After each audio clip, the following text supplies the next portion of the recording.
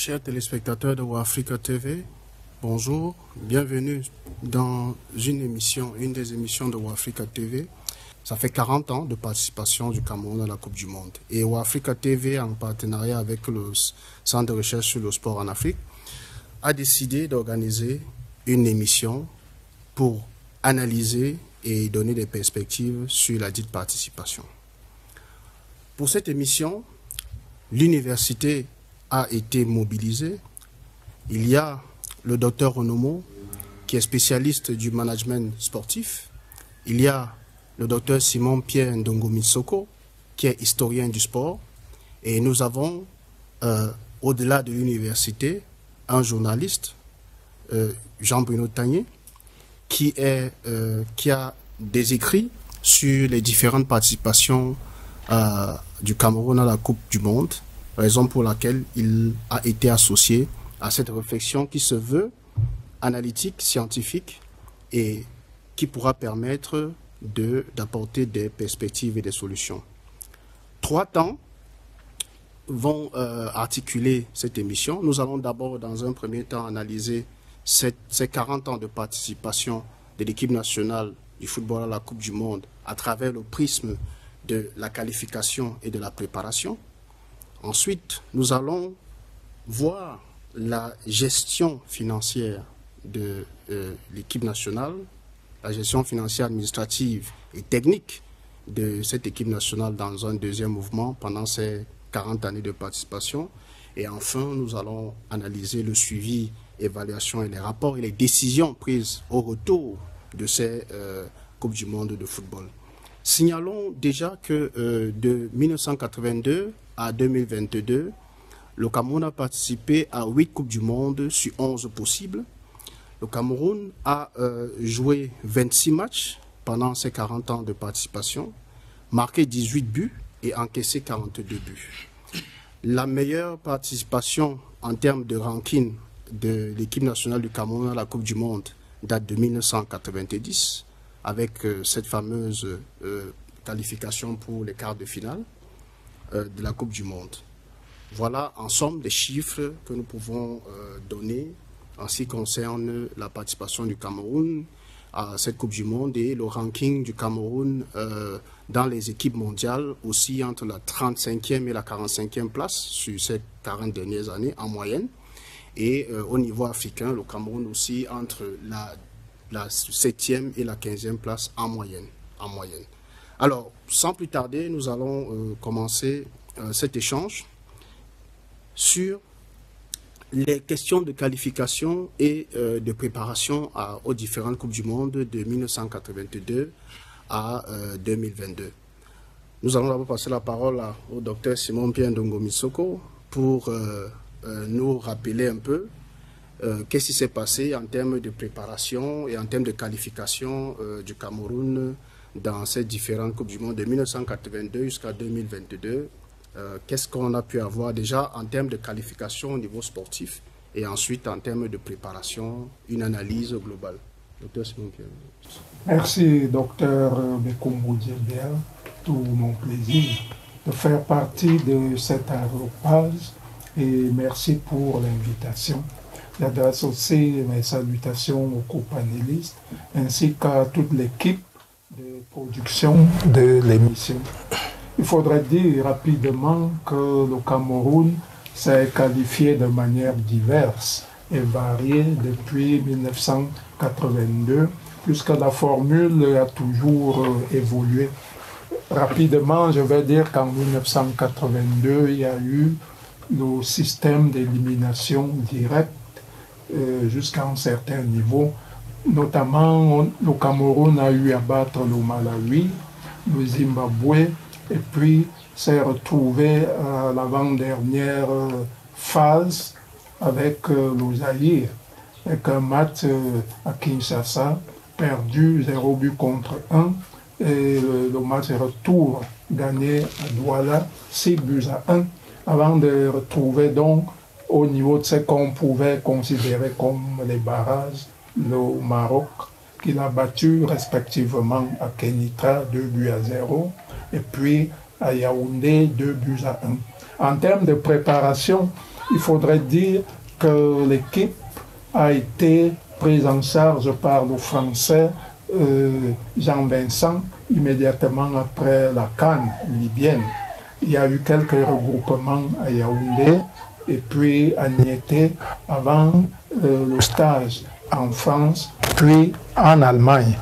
Nous n'avons pas eu de rencontre amicale fondamentale importante en 1982 avant d'aborder la compétition dont vous connaissez les résultats. Je pense qu'on n'en est pas encore là. En 1990, la formule aura changé avec le système des groupes.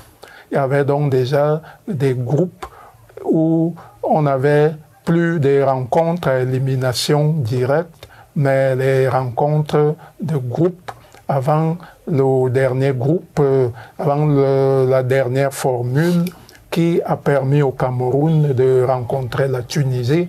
Entre-temps, il aura rencontré le Nigeria, le Gabon, l'Angola. Et le Cameroun a remporté les 2 matchs contre la Tunisie, aussi bien à Yaoundé qu'à Tunis. En termes de préparation, l'équipe s'est retrouvée en Yougoslavie pendant un mois et c'était vraiment un regroupement à très grande charge parce qu'il faudrait dire que nos joueurs à l'époque n'étaient pas sur toute la ligne titulaire dans leurs équipes. Donc ce stage aura été bénéfique et il a permis aux Lions d'avoir la forme que vous avez eue en 1990 en Italie. Il faudrait relever qu'il n'y a pas eu de grandes rencontres amicales en 1990, tout comme en 1982. Et le Cameroun s'est retrouvé donc en phase finale avec ce que vous avez relevé, c'est-à-dire la meilleure prestation de tous les temps, avec une qualification pour les quarts de finale. 1994, c'est la perpétuation du système de groupe où le Cameroun se retrouve dans un groupe où il devait affronter l'Angola, il devait affronter dans une certaine mesure la RDC et puis d'autres sélections. Et le grand rival du Cameroun aura été le Zimbabwe. En dehors du Zimbabwe, il y a eu l'Angola dans une certaine mesure. Et la dernière rencontre qui était décisive a opposé le Cameroun au Zimbabwe à Yaoundé. Il faudrait dire qu'il y a eu aussi la Guinée. Hein. Il y a eu aussi la Guinée-Conakry. Et devant le chef de l'État, le Cameroun a remporté la rencontre de Yaoundé par 3-1. Et c'était vraiment une rencontre décisive au cours de laquelle François a marqué 2 buts. Le dernier but a été marqué par Mabouan Kessak. En termes de préparation, il faudrait dire que le nouveau sélectionneur, Henri Michel, est arrivé à peu près 3 mois avant le début de la compétition. Il a pris cette équipe qui avait été qualifiée grâce à Sekel Léonard. Il faudrait préciser que l'entraîneur Jules Nyonga avait démissionné quelque temps avant cette qualification-là du dernier match contre le Zimbabwe à Yaoundé.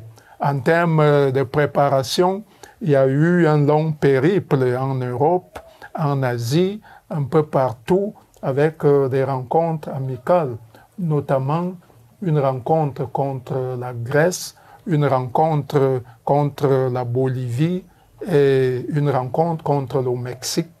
À l'issue donc de ces rencontres amicales, où l'équipe d'ailleurs s'est retrouvée en Haïti, où elle a été reçue par le célèbre Aimé Césaire. Pas en Haïti, en Martinique par Aimé Césaire.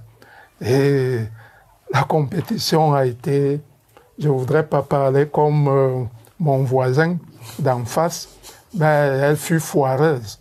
Elle fut foireuse avec un match nul contre la Suède et puis 2 défaites contre le Brésil et puis contre la Russie. Nous arrivons en 98. J'espère que je ne vais pas monopoliser la parole par rapport à l'historique. Nous arrivons en 1998, toujours avec le même système, c'est-à-dire le système de groupe. Le Cameroun est dans le groupe de l'Angola. En dehors de l'Angola, il y a la Zambie, il y a dans une certaine mesure d'autres sélections. Le match le plus difficile, une fois de plus, c'est contre le Zimbabwe. C'est un match couperet que nous devons absolument gagner au Zimbabwe. Cameroun l'emporte par 2-1 et il est qualifié. Il y a une fois de plus, des rencontres amicales en termes de préparation. Le Cameroun joue contre les Pays-Bas, il bat le Danemark et il se retrouve donc, il aura joué même contre la sélection de la Bretagne en France, où il fait un match nul, 0 but partout. Il faudrait rappeler que la sélection est dirigée par le Français Claude-Marie Leroy, alors que c'est Jean Mangaongene qui a qualifié l'équipe pour la Coupe du Monde. Donc, lors de cette phase finale, notre sélection fait un match nul au cours d'un match qu'elle avait dominé sur toute la ligne et concède un but à la dernière minute, pratiquement, contre l'Autriche. Une défaite contre l'Italie, ancienne championne du monde, 82, et puis un match nul contre le Chili, un but partout. Nous nous retrouvons en 2002 et en valeur pure, tout le monde s'accorde à dire que là, le Cameroun avait sans doute ses meilleures chances en termes de prestations, en termes de bonne participation, avec une sélection dorée et nos joueurs qui jouaient dans les plus grandes équipes à travers le monde. Nous avons une fois de plus une qualification assez aisée. Ça, il faudrait le dire, la qualification est assez aisée parce que pour la première fois, le Cameroun est qualifié avant le dernier match, ce qui n'arrive pas toujours. Le Cameroun a toujours remporté la toute dernière rencontre au dernier moment pour se qualifier. Mais en 2001-2002, nous sommes qualifiés après la victoire 2-0 contre le Togo. Nous avons un match pratiquement de prestige contre la Zambie. À la dernière journée, nous allons faire un nul de 2 buts partout. Donc, lors de cette phase finale, avant cette phase finale, il faudrait préciser que nous avons eu les meilleurs sparring partners qui soient, c'est-à-dire l'Argentine, c'est-à-dire l'Autriche, c'est-à-dire l'Angleterre, c'est-à-dire l'Islande. Et il faudrait dire que le Cameroun n'aura perdu qu'une seule de ces rencontres pendant la préparation. Donc, l'équipe qui arrive en Corée et Japon est l'un des meilleurs espoirs qu'on puisse avoir. Malheureusement, il y a eu un incident.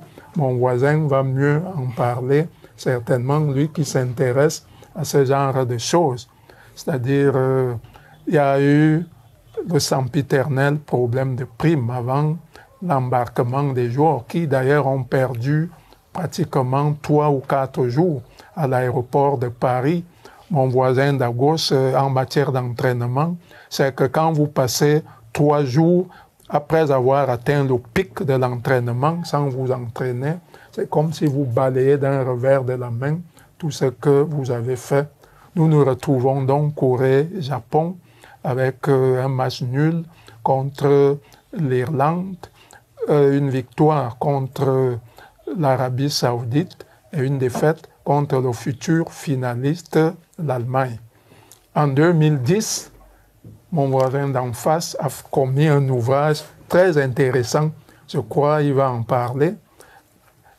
Disons que le Cameroun a eu à se qualifier de manière un peu difficile. Difficile pourquoi? Parce qu'à un moment, le Gabon était en train de nous dominer. Et il a fallu que le Gabon perde son leader, qu'on retarde le match Cameroun-Gabon pratiquement de 4 ou 5 mois pour que nous allions battre le Gabon à Libreville, que nous le battions à Yaoundé, que nous battions le Togo ici même à Yaoundé, où nous nous qualifions une fois de plus avant la dernière rencontre. Puisque la dernière rencontre contre le Maroc, au Maroc, était presque une rencontre de gala que nous allons remporter. Nous aurons eu des matchs amicaux contre des sélections comme celle du Portugal. Nous avons eu une rencontre amicale contre le Portugal, je le disais, nous l'avons perdu 1-3. Nous avons eu une rencontre amicale contre l'Ukraine. Nous l'avons perdu 3-4. C'est dans ces conditions donc, que nous nous en voulons pour la phase finale de cette Coupe du Monde, la première en Afrique, et avec une prestation pas de très bonne facture, puisque nous perdons d'entrée de jeu contre le Japon, et puis nous perdons ensuite contre le Danemark, avant de perdre le 3e match contre les Pays-Bas. Nous sommes éliminés, vous avez donné les classements tantôt, nous avons été 31e sur 32. Bon, il y a eu le Brésil en 2014. Au Brésil, bon, la prestation n'est pas bonne non plus. Nous aurons eu des rencontres amicales contre le Portugal une fois de plus. Et lors de la phase finale, nous perdons tous nos 3 matchs et vraiment la prestation n'est pas du tout bonne en 2014 au Brésil. Parce que le Mexique nous bat d'entrée 0-1. Nous perdons contre c'était quelle sélection? La Croatie. Nous perdons contre la Croatie avec des faits divers que je ne souhaite pas évoquer ici. Contre la Croatie, avant de perdre contre le Brésil, le pays organisateur. 4-1. Nous n'aurons marqué qu'un seul but lors de cette phase finale. Et il faudrait dire alors que là, nous atteignons on appelle ça en management l'impasse de Peter, c'est-à-dire notre niveau le plus élevé d'incompétence. Nous sommes 32e sur 32 lors de cette Coupe du Monde. Je sais que vous n'allez pas me demander de parler de la toute récente parce que tout le monde vient de la vivre. Elle est tout à côté de nous. Je préfère être dans une histoire plus lointaine. Pour me résumer, je vais dire rapidement, le Cameroun n'a jamais eu un groupe facile à la Coupe du Monde. Il a toujours eu des groupes très difficiles. En 82, nous jouons le futur champion et le 3e de la compétition. En 90, nous jouons le champion du monde en titre, c'est-à-dire l'Argentine, et puis le vice-champion d'Europe, l'Union soviétique. Pas facile du tout. En 94, nous avons dans notre groupe le futur champion et le 3e de la compétition. Futur champion, le Brésil, le 3e de la compétition, la Suède. En 98, nous avons un champion du monde, ancien champion du monde, l'Italie dans notre poule. En 2002, nous avons le futur finaliste, l'Allemagne. En 2010, nous avons le futur finaliste qui est les Pays-Bas. En 2014, nous avons le quintuple champion du monde, le Brésil, dans notre poule, avec la Croatie, qui est un adversaire très difficile. Et vous voyez qu'en 2022, nous retrouvons le Brésil, quintuple champion du monde. Et donc, ça n'a vraiment jamais été facile pour le Cameroun à la Coupe du Monde. Voilà ce que j'aurais pu dire en remontant le temps, en rentrant dans l'histoire. Merci, Dr Simon-Pierre Ndongo-Missoko, pour ce cadrage historique assez exhaustif qui nous permet donc de faire des analyses avec tous les éléments que vous avez donné les éléments de qualification, de mode, de système de qualification, la préparation, les impondérables de la préparation. Ça va nous permettre de faire des analyses sans plus revenir dans les éléments de détail de toute cette participation, ces 8 participations à la Coupe du Monde du Cameroun. Alors, docteur Nomo, est-ce qu'il y a de manière synoptique des éléments au niveau de la préparation et de la qualification du récit historique qui vient de nous être déroulé, qui attire votre attention et qui suscite une analyse particulière? Merci de me passer la parole. C'est également un plaisir d'être sur le plateau. Un bonjour à tous les téléspectateurs, un bonjour à tous les copanélistes. Je dirais tout de suite que, effectivement, après avoir suivi le propos introductif de M. Ndongo Missoko, on comprend très bien que les Lions indomptables de 82 à 2022, c'est loin d'être un fleuve tranquille, que ce soit sur le plan technique, sur le plan managérial, que sur le plan sportif, je dirais de façon globale. Certes, en face, l'adversité est réelle, comme il l'a souligné. On a régulièrement eu le champion du monde dans notre poule. Mais, à regarder de bien près, on va se rendre compte quand même que, à certains moments, si des considérations sont prises concernant un certain nombre de paramètres, on aurait pu faire mieux.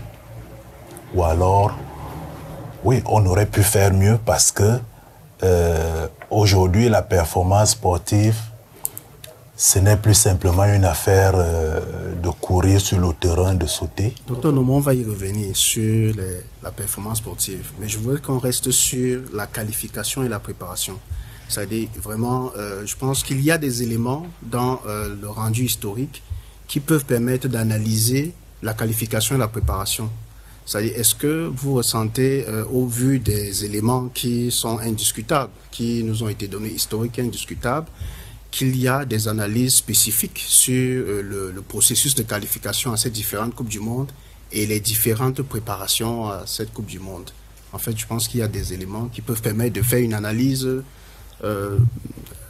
Bien, je crois que je dirais tout de suite que, en termes de qualification, comme l'a si bien souligné M. Ndongo, nous avons pris l'habitude de réagir pratiquement au dernier moment. La plupart du temps, c'est au dernier match, c'est des matchs couperets, soit on gagne et on est qualifié, soit on perd ou bien même on fait un match nul et c'est l'adversaire qui est qualifié tout à fait. L'exemple le plus palpable, c'est la dernière qualification en Algérie. Je crois que nous ne ferons plus jamais mieux que ça. Je doute que nous puissions faire mieux que ça, même dans 10, 20, 30, 50 ans. Donc, les Lions indomptables ont pris cette habitude de réagir au dernier moment, sursaut d'orgueil. Et tant mieux, avec le fighting spirit et tout ce qui va avec, on réussit à challenger les adversaires, ce qui est une bonne chose. Il faut dire également qu'en termes de préparation, c'est une habitude qui est faite chez nous. À chaque fois qu'il y a une compétition comme c'est la Coupe du Monde à préparer, on va mettre sur pied un comité technique qui va chapeauter toutes les activités pour se rassurer que tout se fait dans le bon ordre. Donc ça également, c'est certainement à saluer, mais sauf que il faut aller voir aussi le côté négatif que peut produire ce genre de structure à la tête ou alors au-dessus de la délégation. Nous allons certainement revenir là-dessus. En ce qui concerne les stages, nous avons également suivi que c'est pas chaque fois que nous... En fait, c'est on va dire à géométrie variable. En fonction peut-être des qualifications, cette fois-ci on va faire un stage, je dirais local, en grande partie, Yaoundé, Niété, ou alors ça va être complètement à l'étranger, on va faire 2 mois et ainsi de suite. Mais toujours est-il que à chaque fois qu'il y a eu qualification, il y a eu un stage. Mais maintenant, qu'est-ce que le stage a apporté de façon concrète? Est-ce que nous avons passé le temps à discuter encore des problèmes basiques? Est-ce que nous avons mis tout le cœur, toute la volonté à l'entraînement et à l'atteinte des objectifs sportifs fixés? Je crois que ça, c'est d'autres questions qu'il faut se poser. Merci, docteur Nomo. C'est assez intéressant de voir qu'effectivement, il y a la qualification à la dernière minute. Il y a que soit les stages ou c'est des matchs amicaux. Il n'y a pas un système assez cohérent ou un système permanent. Ça varie d'une édition à une autre. Il y a une édition, on va faire les matchs amicaux. Il y a une édition, on va faire les stages. Il y a que effectivement, il y a cette permanence, cette récurrence de la qualification à la dernière minute, quasi miraculeuse. Alors, M. Jean-Bruno Tanier, quelles sont vos perspectives d'analyse de cette présentation du docteur Simon Pierre Ndongo Missoko sur la qualification et la préparation? Alors, je pense que les rappels historiques de toutes nos participations aux Coupes du Monde qui ont été faits tout à l'heure de manière vraiment très exhaustive, très précise, cela nous permet de voir à quel point il y a une instabilité dans les participations du Cameroun à chaque compétition. On a eu des moments où il y a eu une très bonne préparation. Par exemple la Coupe du Monde de 1990 avec ce stage en Yougoslavie qui avait été vraiment un stage très studieux. Ensuite, il y a eu également la Coupe du Monde de 2002 avec une excellente préparation.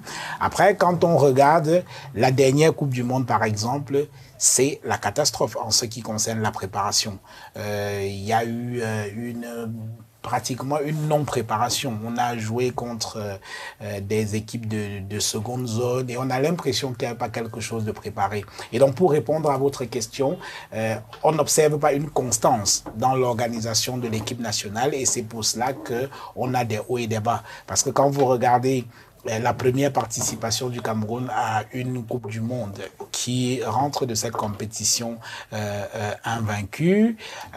En 90, on est la première sélection africaine à atteindre le quart de finale. Logiquement, on peut penser que effectivement, après cette étape-là, les performances du Cameroun vont aller crescendo, qu'on va gagner en expérience dans l'organisation ou alors dans la préparation de ce genre de compétition. Mais malheureusement, c'est vraiment quelque chose qui se fait en dents de scie.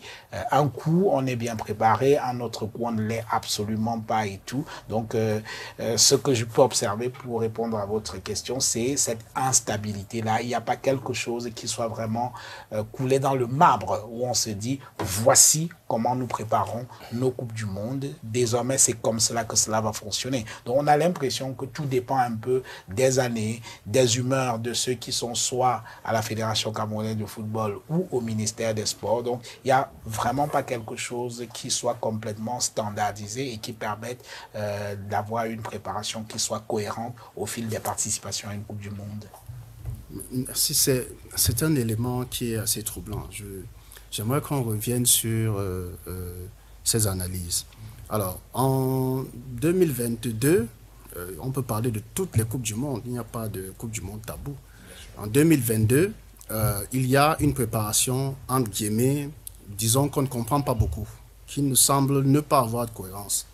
Mais en termes de résultats, on a quand même un Cameroun qui finit 3e de sa poule à 4 points, sensiblement comme le résultat de 2002, où il y a une bonne préparation, il y a une équipe, je pense que le docteur Ngomi Sokola a appelé, qui donnait espoir avec des joueurs. Et on a exactement 3e de la poule, 4 points, comme exactement en 2002. Alors, je veux qu'on analyse qu'est-ce qui explique que la préparation est bonne en 2002. Il y a des bons joueurs, mais que les résultats, le Cameroun finit 3e avec 4 points. Et en 2022, il y a une préparation qui ne semble pas être cohérente, avec des équipes qui ne permettent pas de se dire que le ranking au niveau de la compétitivité sont des équipes qui permettent de pouvoir aller affronter des équipes. Et on se retrouve sensiblement avec le même résultat. Docteur Onomo, est-ce qu'il y a un lien entre préparation, qualité de préparation et résultats avec les Lions indomptables en ce qui concerne les participations à la Coupe du Monde? C'est une curiosité qu'on aimerait bien comprendre. Mais je crois que à regarder de bien près, on va penser, au départ on va dire oui, il y a certainement un lien, mais en réalité je pense que il y a plusieurs paramètres dont il faut tenir compte. Quelle est la qualité de l'équipe qui représente les Lions indomptables à cette compétition? Quelle est la qualité des adversaires? Effectivement, vous prenez l'exemple où la préparation a été bien faite avec une équipe pleine d'espoir en 2002, mais au final, c'est le même résultat qu'en 2022 où la préparation semble ne pas avoir été satisfaisante. Mais des équipes en face, pas forcément au même niveau que celle de 2002, et on a le même résultat. Je crois qu'il faut convoquer un certain nombre de paramètres. Un certain nombre de paramètres, notamment, j'aimerais beaucoup plus parler de la, comment dire, de le fait d'être convaincu que nous avons les moyens au-dessus de l'autre. Parce que je reste convaincu que si nous avions fait, ou alors si nous avions été aussi sérieux qu'en 2002, en 2022, au regard du type d'adversaire auquel nous avons eu à faire face, je suis convaincu que les choses se seraient passées mieux que ce qu'on a eu. Donc pour moi, effectivement, on peut trouver un lien, mais en réalité, les paramètres sont beaucoup plus, comment dire, implicites. Les paramètres qui interviennent sont beaucoup plus implicites et on gagnerait à aller chercher beaucoup plus loin pour vérifier ce rapport-là. Docteur Nomo, c'est pour ça que nous sommes là, en fait. C'est pour ça que nous sommes là. Et on se pose des questions, on a un débat qu'on veut scientifique, et on pose donc des questions qui nous permettent de pouvoir avoir des éléments de réponse ou alors des tentatives de réponse. Il y a qu'on critique la préparation. Vous l'avez dit vous-même, c'est vous qui avez dit qu'effectivement, à des moments donnés, on a une préparation qui se limite aux matchs amicaux et il y a des types de matchs amicaux contre des adversaires qui sont dans un haut ranking. Et il y a une autre préparation avec des adversaires qui sont low ranking, donc des adversaires qui ne sont pas du tout alors. Et il y a une autre préparation avec un stage. On a donc mis en perspective deux éditions, 2002 et 2022. En 2002, la préparation était bonne avec des adversaires high ranking et on a eu un résultat donné, 3e, 4 points. En 2022, on a eu une préparation, la même préparation, c'est-à-dire que les matchs amicaux avec des adversaires low ranking et on a eu le même résultat. Donc on se pose maintenant la question de savoir s'il y a une explication à cela. Vous avez dit sûrement la qualité des adversaires dans les poules. C'est une explication possible. Jean-Bruno Tagné, vous avez une analyse? Oui, je pense que la préparation technique et l'organisation, je dirais, administrative, la structure qui accompagne l'équipe vont de pair. En 2002, on a effectivement une préparation technique qui est appréciable. C'est-à-dire qu'on a fait plusieurs matchs amicaux contre des adversaires sérieux. On a remporté nos matchs. Et sur le papier, on a également une très très bonne équipe avec des joueurs qui évoluent dans les grands championnats. Donc sur les papiers, tout va bien. Sauf que au moment d'aller à la compétition, il y a le sempiternel problème de primes qui se pose et qui déstabilise toute l'équipe. L'équipe du Cameroun qui devait rallier le Japon rate son vol à Paris parce que les joueurs exigent d'être payés rubis sur l'ongle avant de pouvoir bouger de Paris. Donc ça, c'est également un handicap. Oui. Je vous coupe pas, mais nous, la gestion administrative et financière, son impact sur la participation, nous allons la voir. Oui, alors là, j'étais en train de montrer le lien. Je parle des résultats. Oui, je vais y arriver. Je vais y arriver parce que vous ne pouvez pas dissocier l'organisation technique et l'organisation administrative, managériale qui accompagne une équipe. Tout ça va de pair. Et c'est pour ça que j'étais en train de vous dire, au-delà de la préparation technique qu'il y avait en 2002, des matchs amicaux bien organisés, une préparation plutôt sereine, exemplaire et tout, il y a ce problème de prime qui vient déstabiliser toute l'équipe et qui met tout, qui remet tout en question.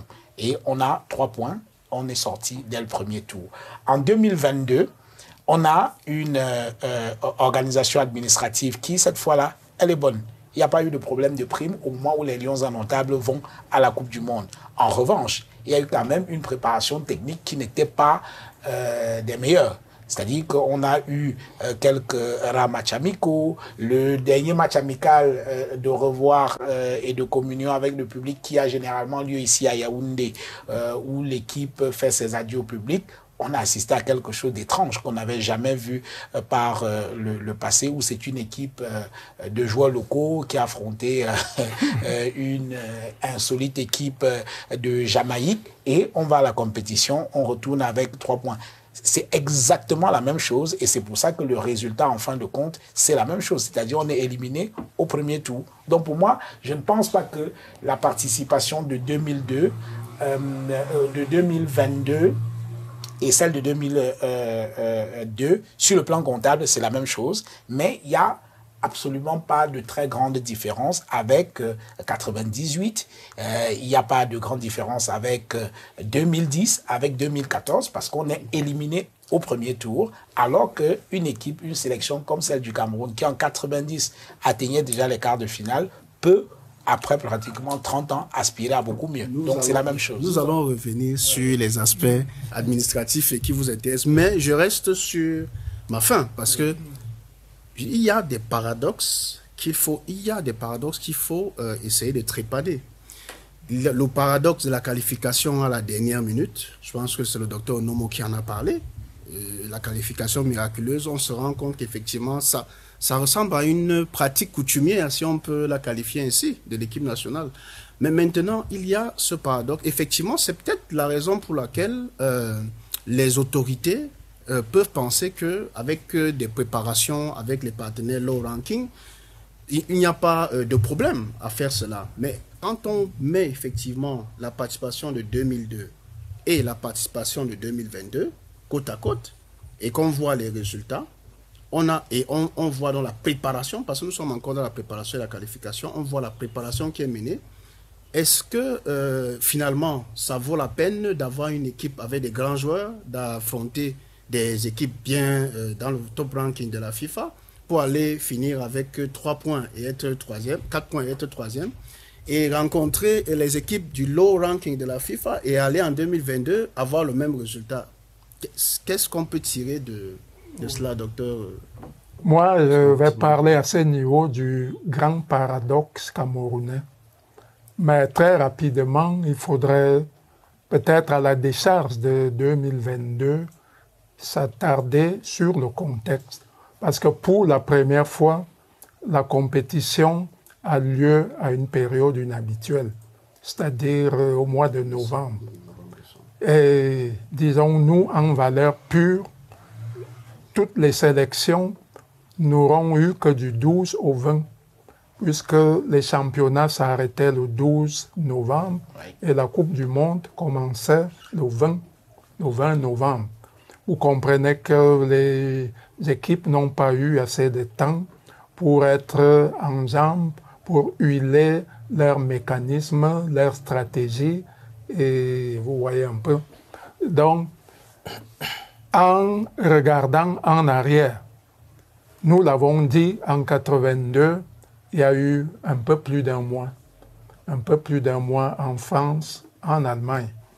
En 90, il y a eu un peu plus d'un mois en Yougoslavie. Mais curieusement, les éditions où, à juste titre, on pourrait dire que le Cameroun s'est bien comporté, c'est 82 et 90. Certes, il aura eu des bons stages, très bons stages, j'ai convoqué la durée. Donc, les gars ont pu travailler, ils ont pu crevasser dur.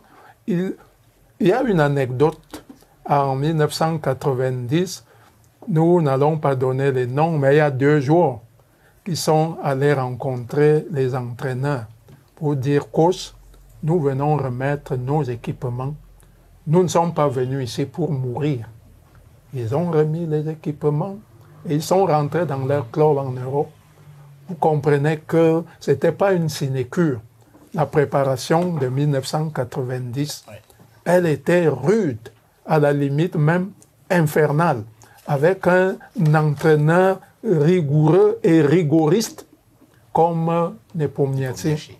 Vous comprenez que le Cameroun, j'ai l'impression, se laisse difficilement enfermer dans un moule normatif ou alors dans un moule rationnel. Est-ce le fameux Hemley? Est-ce autre chose? Ou alors, les gars ont toujours besoin d'être dos au mur pour se sortir des situations, pour créer l'événement. Est-ce qu'ils n'aiment pas un certain confort, une certaine rationalité? On peut se poser toutes ces questions-là. Permettez juste que je vous relance. Vous avez dit quelque chose qui est visible au vu des éléments que nous avons, que vous avez partagé avec nous. Les meilleures participations, c'est 1990-1982. Il y a eu un mois de préparation minimum, c'est-à-dire qu'il y a eu un stage sérieux à cette période-là. Et la majorité des joueurs qui constituaient l'équipe nationale étaient des joueurs amateurs. Amateurs ou semi-professionnels, mais amateurs pour la plupart. Alors, est-ce que, et donc il se dégage de nos échanges, de notre analyse, qu'il serait donc mieux d'aller vers un système de préparation d'un mois pour au moins avoir une constance 82-90. Est-ce qu'avec les calendriers FIFA modernes, avec le professionnalisme moderne, est-ce qu'on peut revenir, est-ce qu'on peut valablement revenir à ce système de préparation d'un mois?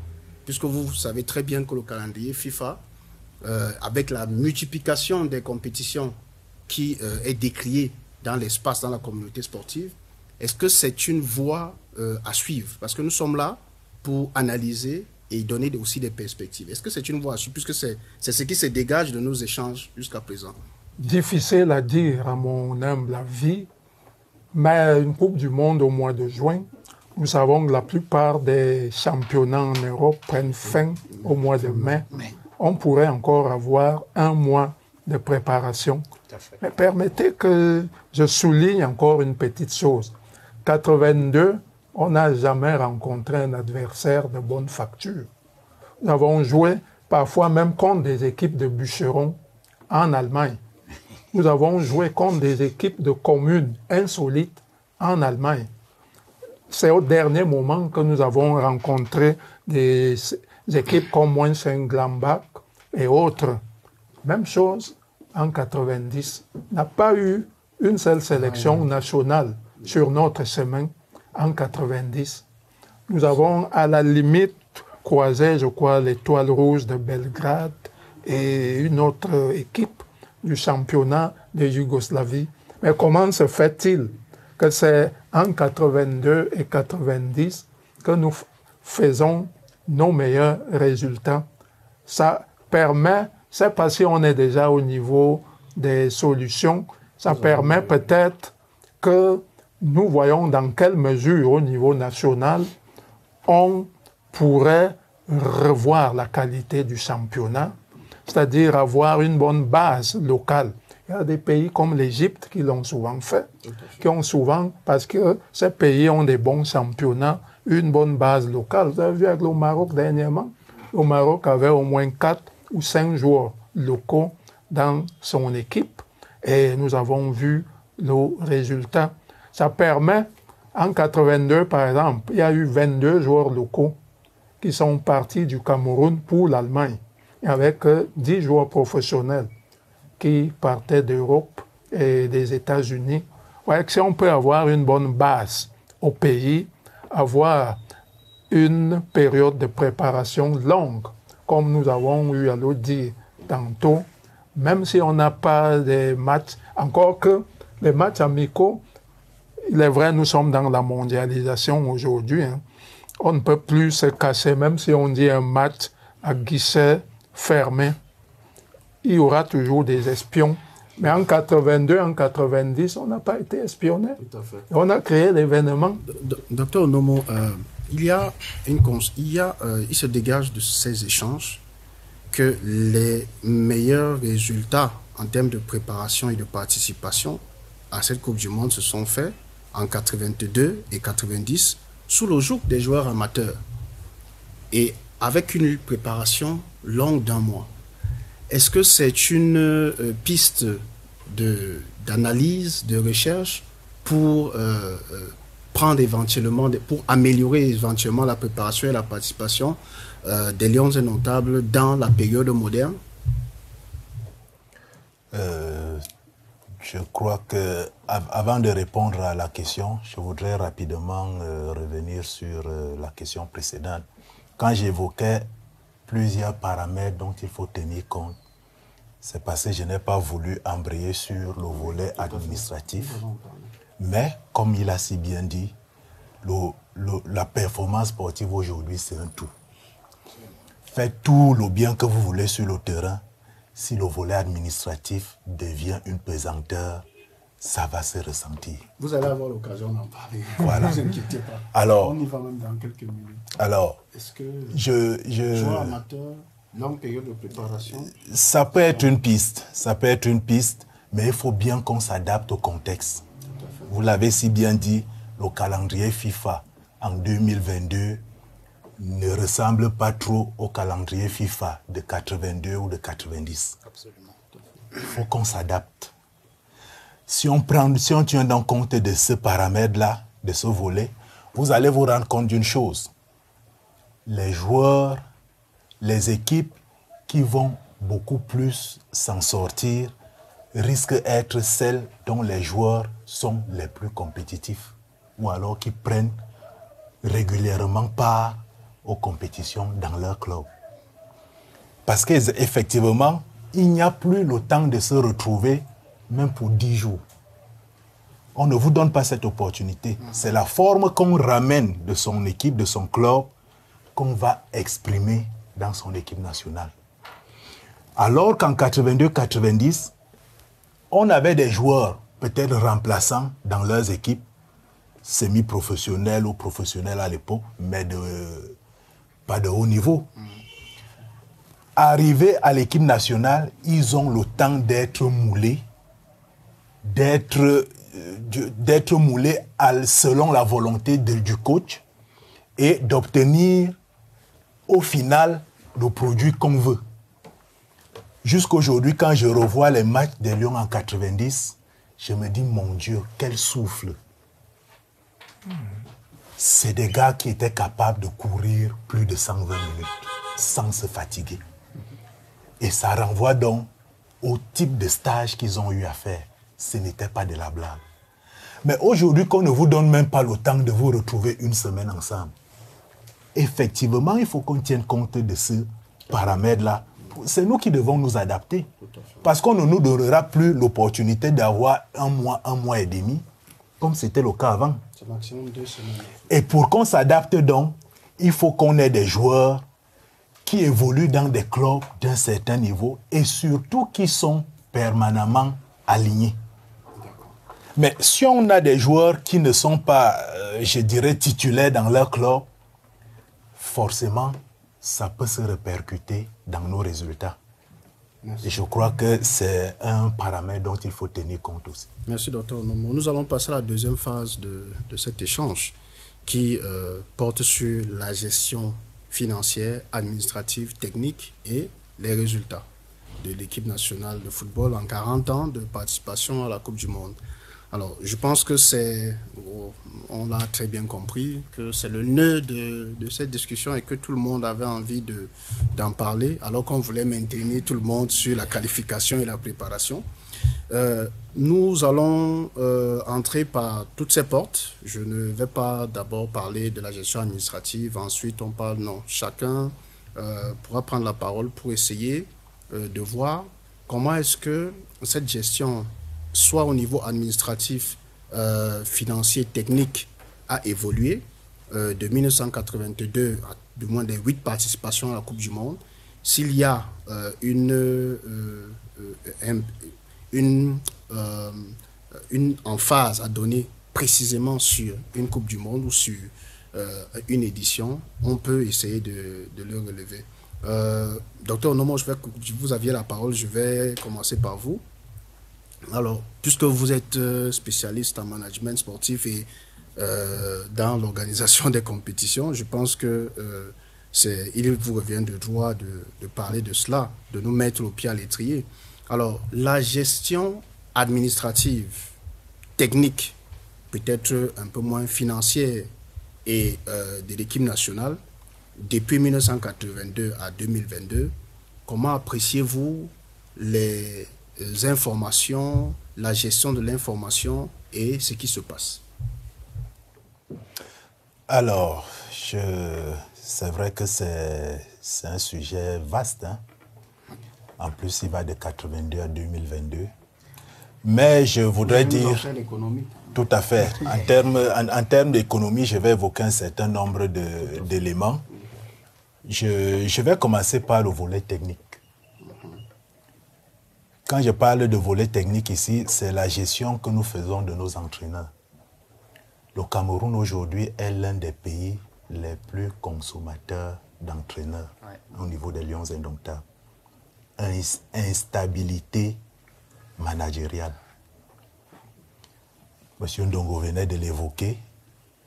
Rarement un entraîneur a qualifié les Lions indomptables pour une Coupe du Monde et les y a accompagnés. Vous comprenez très bien. Ça fait que sur le plan technique, parce que chaque fois on est en train de changer de coach, à quel moment est-ce qu'on donne l'opportunité à l'entraîneur de mettre sur pied sa vision? À peine vous voulez vous asseoir, que c'est plus vous le coach. Donc, la gestion des ressources humaines en termes de coaching, je trouve que on renouvelle assez rapidement. Et bien plus, quand bien même on va renouveler, c'est une des curiosités aussi chez nous, c'est que le coach qu'on finit par retenir ne fait même pas partie de la shortlist. C'est curieux. On est dans le management et je crois que c'est des choses que nous avons vécues et on gagnerait à les relever. Alors, si on va regarder le côté financier, les primes, je crois qu'on ne le dira pas assez, c'est le ventre mou des Lions indomptables.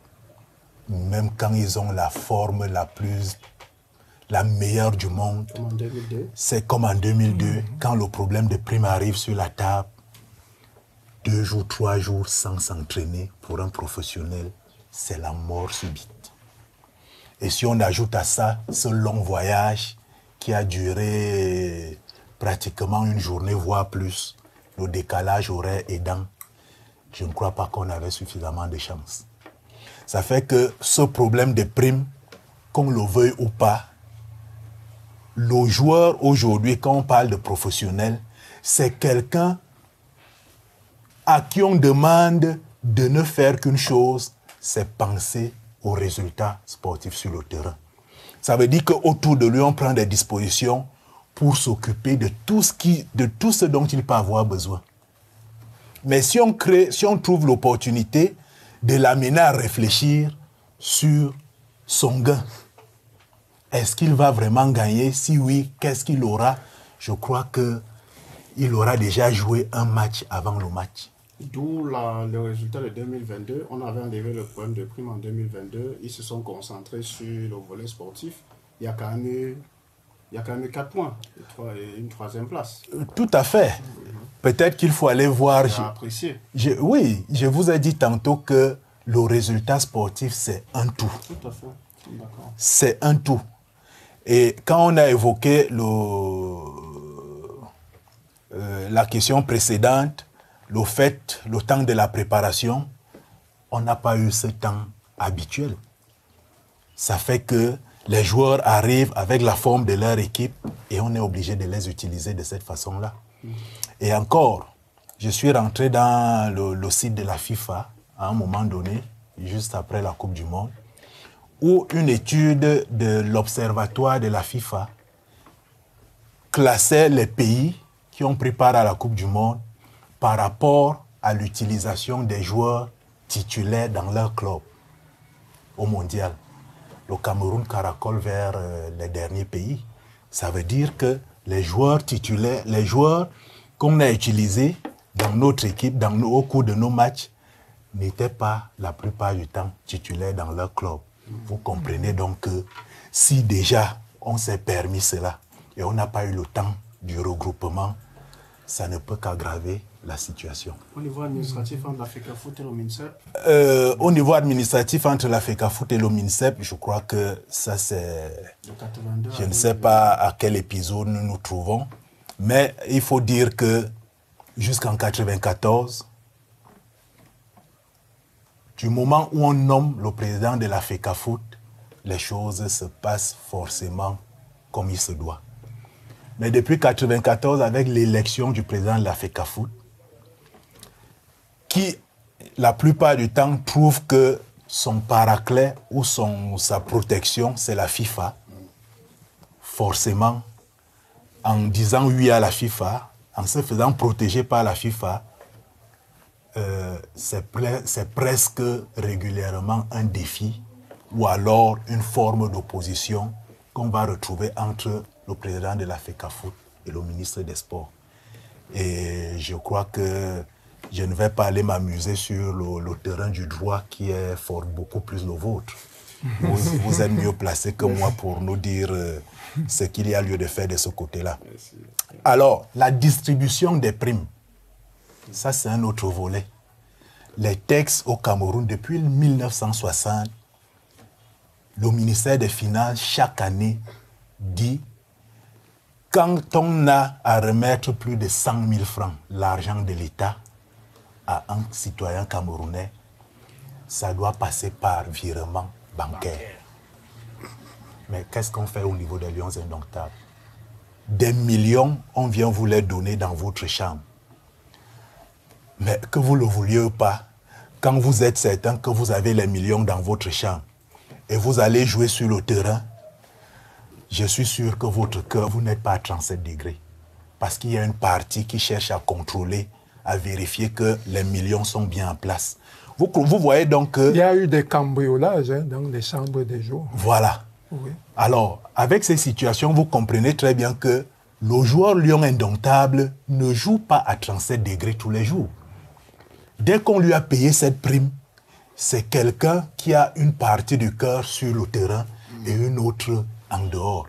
Et vraiment, c'est des problèmes qu'on gagnerait facilement à régler. C'est d'autant plus que les textes prévoient que ce ne soit pas fait de cette façon-là.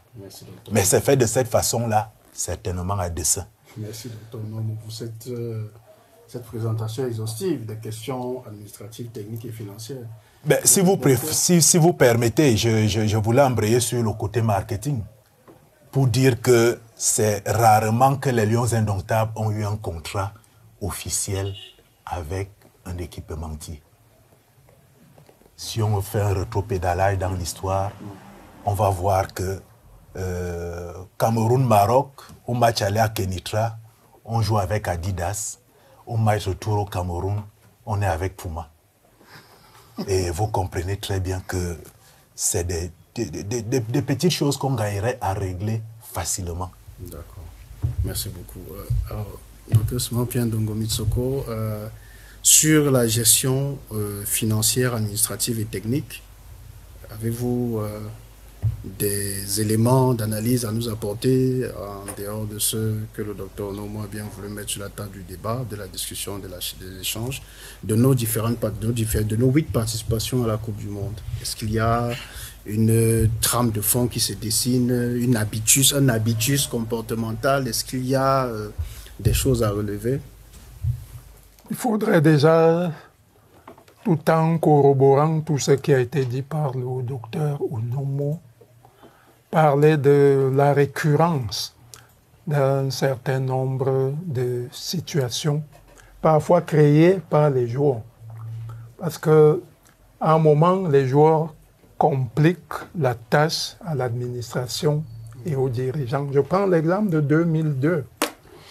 On voulait bien leur dire, bon, on va vous donner des travel checks, on va vous donner des chèques même par rapport à votre argent. Les joueurs ont dit, nous voulons non seulement le cash, nous ne voulons pas notre argent en dollars, nous le voulons en CFA. Vous voyez un peu? Ils disent qu'ils ne veulent pas entendre, par exemple, qu'ils iront faire le change par rapport à leur argent. Ils veulent le cash en CFA. Vous comprenez qu'à ce niveau, c'est du sable à gratter pour les dirigeants qui ne savent plus par quel vent se laisser balancer. Et je pense que c'est en partie ce qui est à l'origine de la crise de 2002 en France, au moment où la sélection devait embarquer. Bon, docteur Onomo a parlé aussi d'une question d'instabilité. Il faudrait que je revienne là-dessus, surtout au niveau technique, c'est-à-dire les sélectionneurs. Nous avons pris l'exemple de 1994 où il y a eu 2 structures.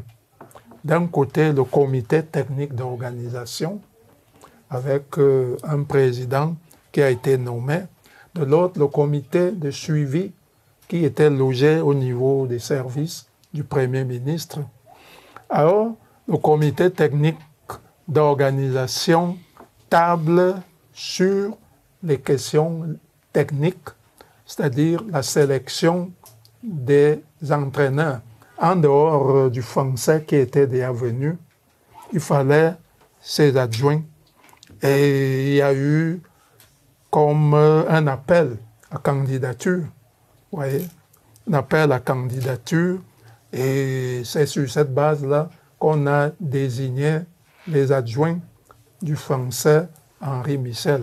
Vous voyez, ils sont arrivés au dernier moment. L'un avait déjà démissionné auparavant. C'est lui qui avait pratiquement qualifié l'équipe. Il est revenu. Un autre a été désigné à la dernière minute, au dernier moment. Et vous voyez, il y a des nouveaux joueurs qui sont entrés dans la sélection, qui n'ont pas été lors du parcours de qualification. Et voilà un autre problème qui se pose régulièrement. Ça veut dire, au dernier moment, il y a des joueurs qui sortent comme des diables d'une boîte. Ils n'ont pris part à aucun match, parfois même de qualification ou amical. Ils arrivent là, ils prennent la place d'autres qui se sont dessinés pour qualifier l'équipe. Nécessairement, il y a malaise. En 2010, on a eu des Allemands qui sont arrivés. Certains n'étaient pas à la CAN. Ils n'étaient pas à la CAN en Angola, mais ils sont arrivés. Il y a un joueur qui disait dernièrement qu'il a découvert que X ou Y était camerounais seulement à la veille de la Coupe du Monde. Vous voyez cette instabilité-là que nous avons à certains moments. Bon, bien évidemment, il y a la couleur de l'argent. La couleur de l'argent.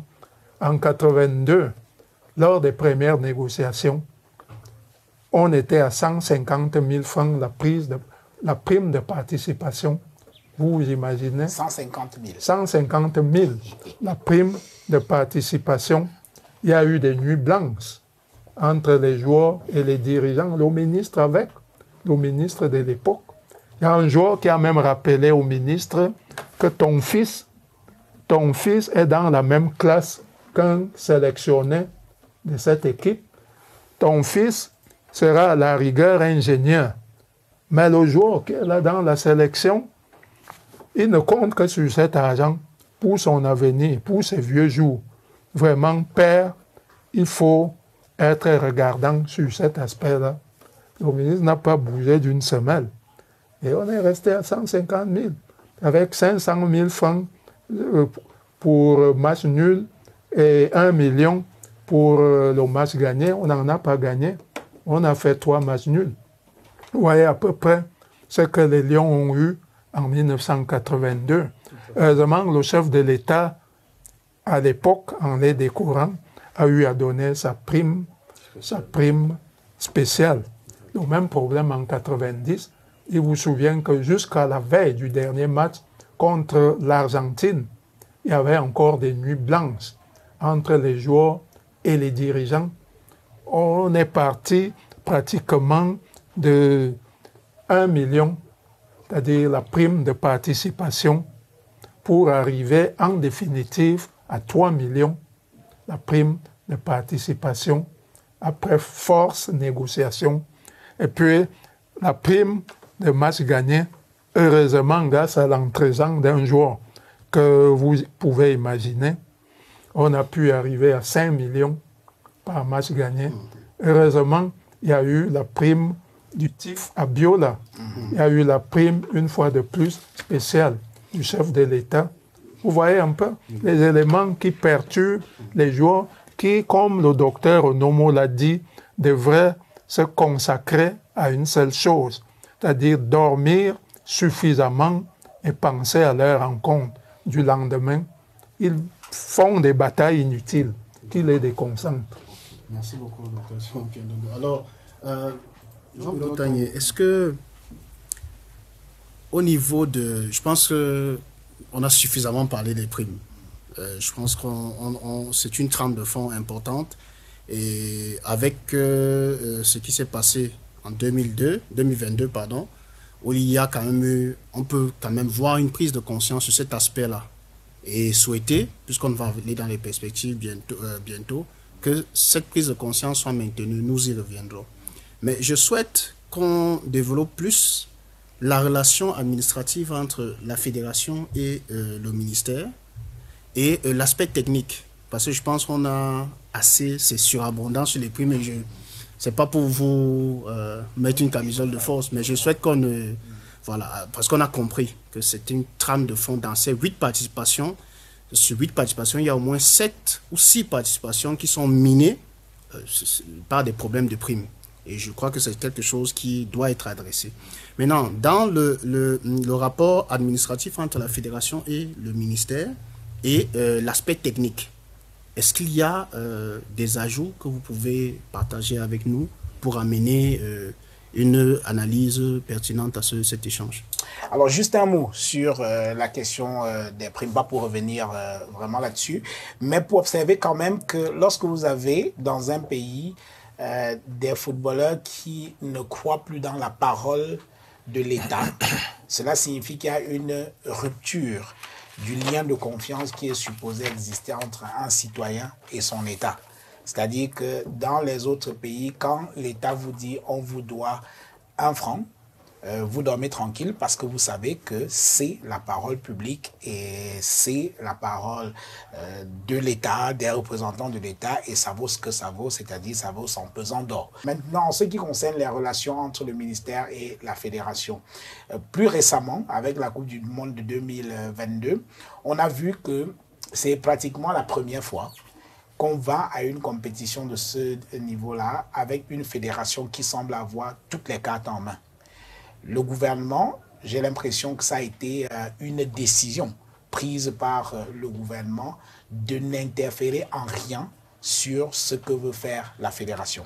C'est la fédération qui est allée chercher le camp de base des Lions indomptables au Qatar, c'est la fédération qui a choisi les hôtels, c'est la fédération qui a même choisi le sélectionneur qui a qualifié le Cameroun pour la Coupe du Monde. Bref, c'est la fédération qui a tout fait Et pour une fois, l'État du Cameroun, à travers le ministère des Sports, a observé tout cela de très loin, se contentant de jouer son rôle, c'est-à-dire apporter sa quote-part à travers le ministère des Finances, qui a donné sa quote-part pour la participation du Cameroun. Et les primes des joueurs, il faut le dire, c'est l'État du Cameroun qui les paye.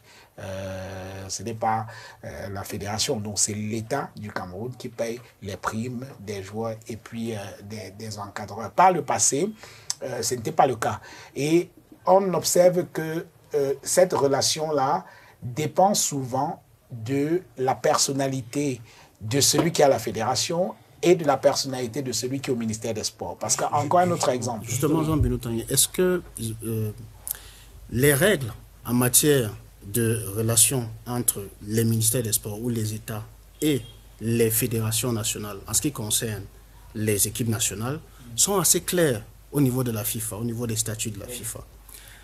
Les fédérations ont un droit de préemption dans un certain nombre de choses à faire au niveau des équipes nationales.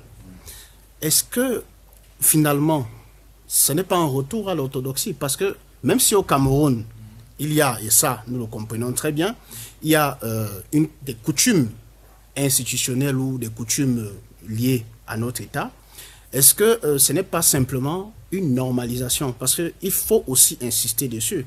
C'est-à-dire que nous sommes ici pour analyser de manière scientifique. Il y a souvent des analyses qui tentent à faire croire que le Cameroun est un espace spécifique qu'on fait différemment.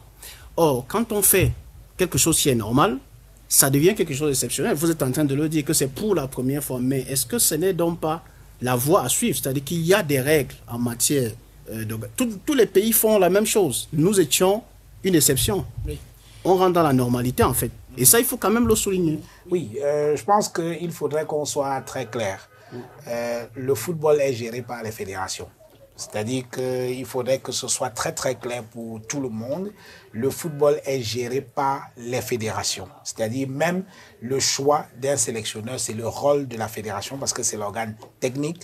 Le choix de tout ce qui entoure l'organisation de la participation à une Coupe du Monde et tout incombe à la fédération. Mais il se trouve que par le passé, il y a eu des relations assez compliquées entre le ministère des Sports et la Fédération camerounaise de football parce qu'on a souvent observé que le ministère des Sports ou alors le gouvernement voulait marcher sur les plates-bandes de la fédération, ce qui n'était pas normal. Bon, on est arrivé en 2022 avec un président de la fédération qui avait quand même une forte personnalité et qui a décidé que ceci est mon espace réservé, je n'accepterai pas que le gouvernement, à travers le ministère des Sports, s'interfère dans ce qui est mon espace réservé. Parce que même le processus de désignation du sélectionneur, ça a été quand même quelque chose d'inédit. Le ministère des Sports a découvert, comme tout le monde, que tel avait été choisi pour être le sélectionneur des Lions indomptables. C'est comme ça que cela se passe parce que dans les autres pays, très peu de citoyens savent même jusqu'au nom du ministre des Sports. Lorsqu'on est là pour parler des questions de football, on connaît la fédération parce que c'est son rôle de pouvoir gérer le football dans un pays. Donc, je suis d'accord avec vous que, en fait, ça devrait être le retour à l'orthodoxie. Sauf que, connaissant un peu comment ces choses-là fonctionnent, il n'est pas exclu qu'on revienne en arrière. Parce que, souvenez-vous, en 2010, lorsqu'on va à la Coupe du Monde en Afrique du Sud, il y a une excellente relation entre le président de la Fédération camerounaise de football et le ministre des Sports de l'époque. Parce qu'il y a eu comme une espèce de paix des braves. Il y a eu un peu comme une entente. Je me suis dit, écoutez, moi, je n'interfère pas dans tel aspect, vous n'interférez pas dans tel aspect. Ils ont travaillé vraiment main dans la main pour essayer d'avancer sans problème. Là, c'était quand même une période assez inédite de bonnes relations entre le ministère des Sports et la Fédération camerounaise de football. Et on revenait quand même d'une guerre ouverte. On a assisté, avant l'arrivée de ce ministre des Sports-là, à une querelle ouverte entre la Fédération et le ministère des Sports où le sélectionneur, l'Allemand Otto Pfister, avait été recruté par la Fédération Cameroun, non, par le gouvernement, à travers le ministère des Sports, et la Fédération a refusé de paraffer son contrat. Et le président de la Fédération à l'époque avait dit « Je refuse de mettre ma signature sur son contrat, mais je vais le laisser travailler ». Et ça, c'était une précision qui valait son pesant d'or, parce que si la fédération avait dit « Nous ne reconnaissons pas ce type-là comme étant le sélectionneur des Lions indomptables », il ne se serait jamais assis sur le banc de touche des Lions indomptables. Donc, pour dire que le football, il faudrait que ce soit entendu par tout le monde. Ça peut faire mal à quelques nationalistes et tout, mais le football dans un pays est géré par la fédération. Le ministère des Sports exerce une certaine tutelle, mais doit être plus dans la définition d'une politique globale de développement du football dans un pays, une politique globale, plutôt que dans la gestion au quotidien de cet aspect du football qui n'est qu'un aspect de l'activité globale qui s'appelle le sport. Merci beaucoup, M. Jean-Bruno Tagné. Effectivement, la logique de l'émission est une logique aussi pédagogique et didactique. C'est-à-dire qu'il faut dire très clairement qu'aucun État dans le monde n'a créé une équipe nationale. Les équipes nationales sont créées par des associations sportives et qui forment des fédérations et pour participer aux compétitions des organisations sportives internationales, même si on peut avoir dans certains États, formes d'États, des États qui ont une relation atavique ou une relation fusionnelle avec la dite équipe nationale. Ça dépend donc des relations entre les États et les fédérations de pouvoir s'entendre avec les dites équipes nationales. Alors, un dernier point avant d'arriver à la dernière articulation qui ne va pas durer très longtemps. Alors, le point des résultats, parce que les 8 participations, les résultats sont très mitigés. Et si on doit faire un tableau, 1982, on est 3e avec 3 points. 1990, nous sommes premiers avec 4 points. 1994, nous sommes 4e avec 1 point. 1998, nous sommes 4e avec 2 points. 2002, nous sommes 3e avec 4 points. 2010, nous sommes 4e avec 0 points. 2014, nous sommes 4e avec 0 points. Et 2022, nous sommes 3e avec 4 points. Ça donne un algorithme un peu sinueux. Est-ce que on peut s'attendre à avoir quand même un algorithme un peu régulier, parce que c'est irrégulier au niveau des résultats? En un mot, docteur Simon Pierre Ndongo-Missoko, est-ce qu'il y a une explication, disons, scientifique ou alors rationnelle à cela, si on peut aller un peu vite, puisque nous sommes déjà pris par les contraintes du temps? L'espoir est permis. Les lendemains pourraient être meilleurs pour peu que certaines choses qui ont été dites ici soient mises en branle. Vous avez suivi l'excellent développement de Jean-Bruno Tagné relativement aux relations qu'on devrait avoir entre la tutelle et la fédération pour que chacun fasse son travail et rien que son travail, qu'il y ait une bonne préparation, une préparation bien maîtrisée, une préparation qui soit de bonne facture, avec tous les éléments que nous avons convoqués ici, c'est-à-dire des stages longs, l'implication des joueurs locaux, et avec des bons championnats sur place au niveau du pays. N'oublions pas, il fut une période où le capitaine de l'équipe nationale était toujours un joueur évoluant au Cameroun jusqu'en 1994. C'était le cas. Donc, pourquoi ne pas revenir à ce système-là pour avoir vraiment un capitaine charismatique au niveau local, qu'on n'ait pas certains problèmes? Vous voyez que l'histoire de Brassard aussi a souvent été un facteur de déstabilisation au sein de la sélection.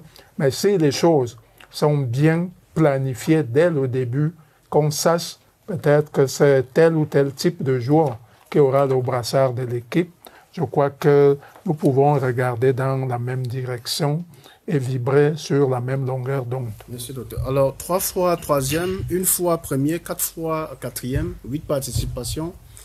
L'algorithme n'est pas très régulier, docteur Onomo. Qu'est-ce qu'on doit faire pour avoir quand même des résultats comme d'autres pays où c'est soit le dernier carré tout le temps, soit la sortie au premier tour? Est-ce qu'on peut arriver à cela au vu de l'algorithme des résultats très rapidement? Alors, je vais commencer par dire que le football, c'est d'abord un jeu. C'est d'abord un jeu. Et bien que l'entraînement sportif soit une science, le résultat sportif, lui, c'est un tout aujourd'hui. Or, quand on regarde un peu ce que nous avons évoqué depuis le début, on a évoqué la variabilité de l'organisation et du fonctionnement des Lions Indomptables. Je crois que cette variabilité s'explique aussi clairement dans la sinuosité de l'algorithme. Je pense que ça va de pair. Mais, étant donné que toute chose, quelle que soit la rationalité, on va retrouver des limites.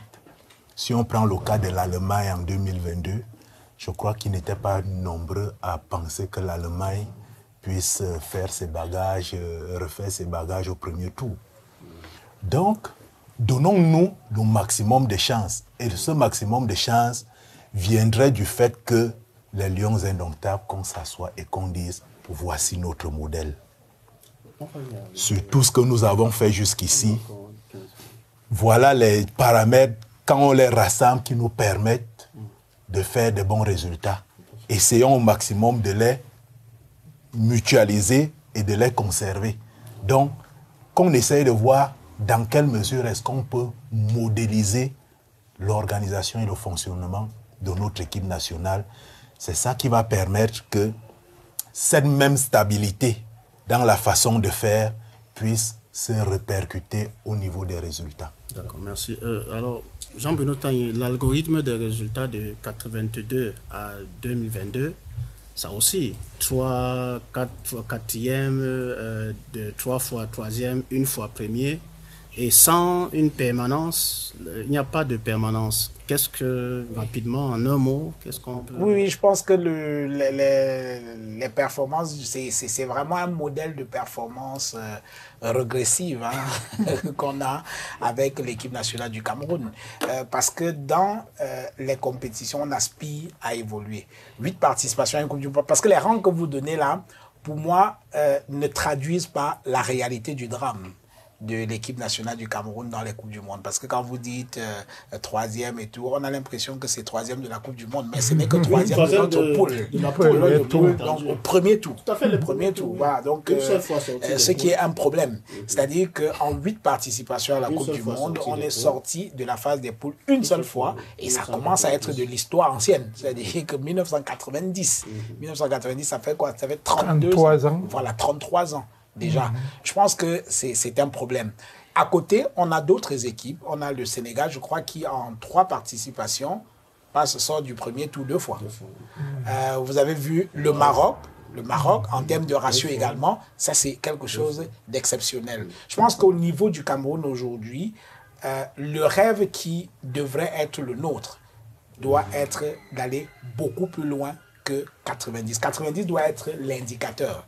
C'est-à-dire que c'est un peu la Coupe du Monde fondatrice. Et c'est à partir de ce moment-là qu'on devrait fixer nos objectifs. Or, aujourd'hui, j'ai l'impression que malheureusement, on se contente de très peu. Quand vous regardez même comment les gens ont réagi à la Coupe du Monde de 2022, ce n'est pas de nature à nous amener à aller tutoyer les sommets. Merci Jean-Bruno. Alors, je prends les 5 dernières minutes pour annoncer le 3e point. Ça va permettre qu'on aille rapidement. Mais c'est un point qui parle de suivi, évaluation, rapport et décision après la Coupe du Monde. C'est qu'on s'est rendu, qu'on se rend compte, voilà, 8 participations à la Coupe du Monde et toujours du retour de cette Coupe du Monde, soit on voit un texte qui est pris, un décret qui est pris sur le football, ou alors on voit des personnes qui sont sanctionnées, ou ainsi de suite. Il n'y a pas de rapport, ni technique, ni un document qui nous permet de pouvoir faire une évaluation. Est-ce que cette pratique est normale? Est-ce que ça se passe ainsi? La direction technique nationale ne produit pas de rapport, les entraîneurs ne produisent pas de rapport. On peut subodorer qu'à l'intérieur de la fédération ou du ministère, ils doivent adresser leur rapport à qui de droit. Mais pour nous les chercheurs, puisque c'est le centre de recherche sur le sport qui organise cette émission avec WAFrica, nous avons des difficultés à avoir des supports. Parce que le chercheur a besoin de supports. Et comme nous disons que l'émission est didactique et on s'adresse à tout le monde, est-ce qu'il n'est pas bon, au sortir de cette Coupe du Monde, pour adresser toutes les questions, tous les points que nous avons développés ici, de prendre l'habitude de faire des rapports ou de les rendre publics ou de quand même informer, de communiquer sur l'existence d'un rapport qui peut permettre le suivi et l'évaluation. Je vais prendre vos opinions très rapidement, même si le temps nous tient à la gorge. Je souhaitais quand même qu'on ait un mot sur cet aspect de suivi, évaluation et de production des rapports au terme de chaque Coupe du Monde. Docteur Simon-Pierre Nogomis. Effectivement, c'est l'idéal. Il faudrait un suivi. Il faudrait qu'on regarde en arrière et qu'on pense à l'avenir. Après une compétition, comme celle-là, une compétition majeure. Il est vrai, en 2010, au lendemain de la Coupe du Monde, il y a eu le Forum national sur le football. Oui. C'était un bon regroupement. C'était un forum de qualité. On a essayé de voir ce qui n'a pas bien marché, non seulement en 2010, mais lors des autres éditions. Bon, en 2014, il y a eu ce décret de 2014. Il y a aussi les États généraux. Il y a eu les États généraux après le forum. Là, c'est en 2011. Voilà. Vous avez tout à fait raison. Mais je ne me souviens pas qu'il y ait eu un rapport de bonne facture, un rapport visible, assez bien communiqué à la disposition de l'opinion publique émanant de la fédération après ce genre de rencontres. Donc il faudrait qu'on prenne l'habitude d'avoir ce genre de documents, ce genre d'éléments pertinents permettant de regarder en arrière et de scruter l'avenir. Merci beaucoup. Docteur Onomo, nous, dans l'académie et la recherche, nous avons besoin des documents qui nous permettent de mener nos recherches, de nourrir nos réflexions. Et une analyse comme celle-ci, qui pourra permettre aux étudiants de faire des travaux, aux chercheurs de faire des travaux, sans rapport à chaque participation à la Coupe du Monde, sans rapport exploitable ou disponible. Alors, est-ce que c'est une bonne habitude? Est-ce que c'est quelque chose qu'il faut corriger? Est-ce que qui a la responsabilité de les produire?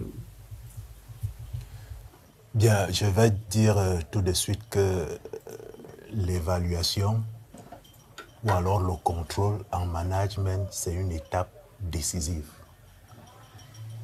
Tout projet, toute activité qui est menée sans être évaluée ne permet pas de tirer des conclusions qui permettraient de s'améliorer à la prochaine étape ou alors au prochain tour.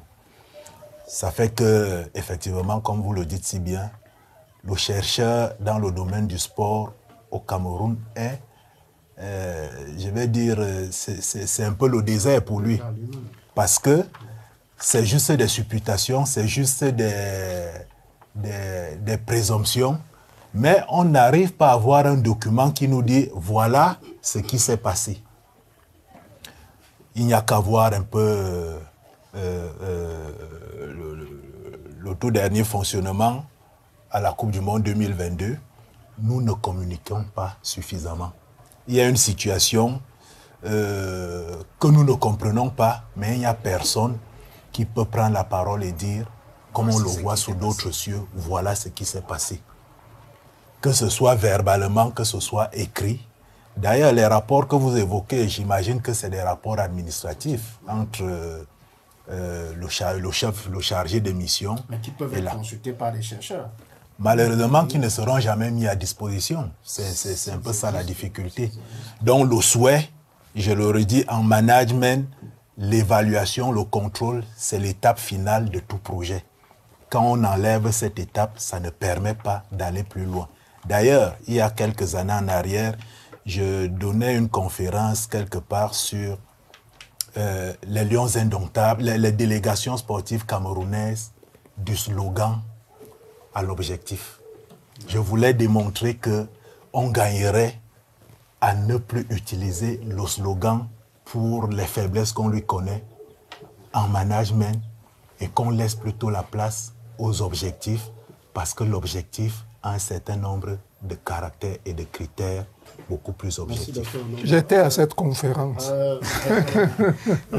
Jean-Bruno, au fin de sortie des Coupes du Monde, pas de rapport.